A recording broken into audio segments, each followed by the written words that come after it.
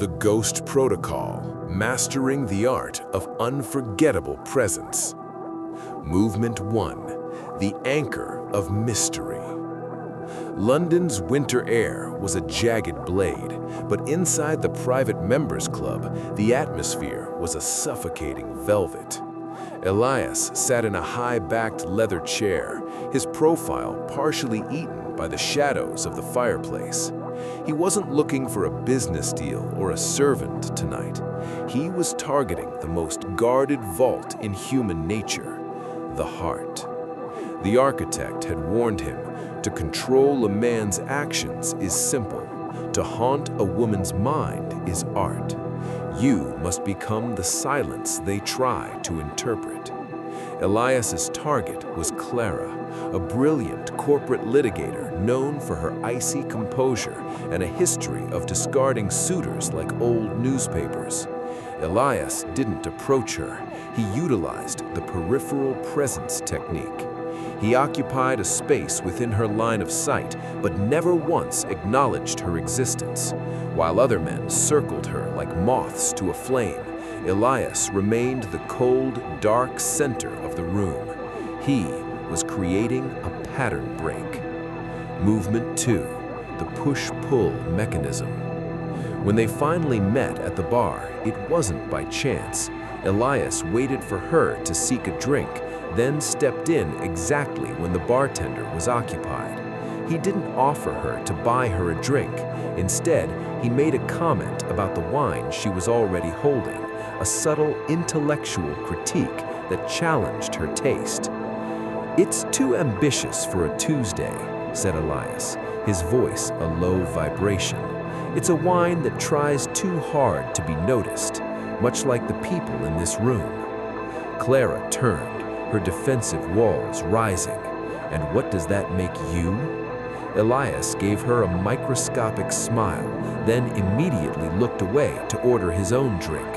This was the push-pull at its finest. He gave her an intense moment of validation through eye contact, then instantly withdrew it. By denying her the attention she was accustomed to receiving, she forced her brain to assign him a higher dopamine value.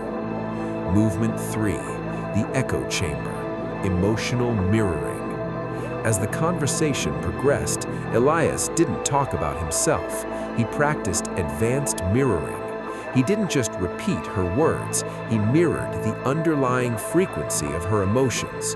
When she spoke of her career frustrations, he didn't offer advice, he offered a shared silence. "You aren't looking for success, Clara," Elias whispered, utilizing the cold scan he had refined in the city's darkest corners.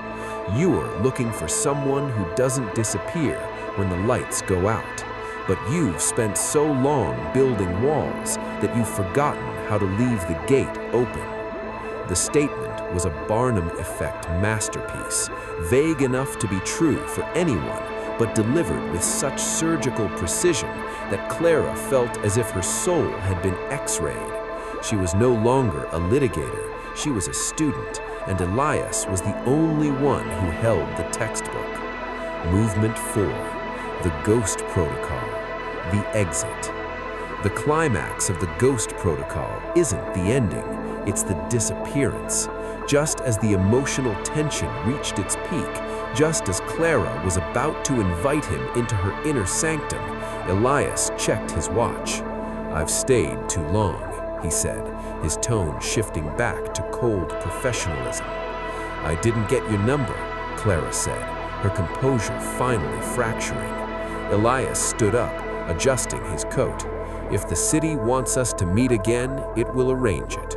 Forcing it would ruin the architecture of the evening." He walked away. He didn't look back. This was the open loop.